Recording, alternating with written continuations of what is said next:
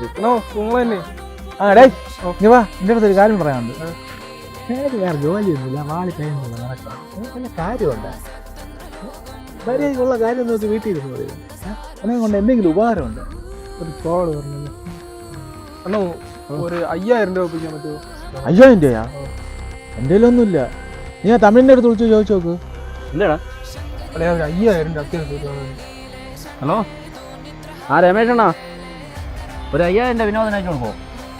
ആ ശരി ശരി. എടാ അവന്മാരോട് കളിക്ക് ടോസായെന്ന് പറഞ്ഞിട്ട് ബാബു. നിങ്ങളെല്ലാം പറഞ്ഞു അവൻ്റെ ഒരു കൂട്ടൊന്നും കൂട്ടല്ല. എന്താ ചെറുക്കൻ കണ്ടാ മറ്റേ മുതലാളിനെ വിളിച്ചിട്ടാണ് എനിക്ക് പൈസ ഒപ്പിക്കുന്നത്. നിങ്ങളോട് ചോദിച്ചപ്പോൾ നിങ്ങൾ എന്തെന്ന് പറഞ്ഞാൽ എന്നോട് പലിശക്ക് എടുക്കാൻ. ആ ശരി കാണാം.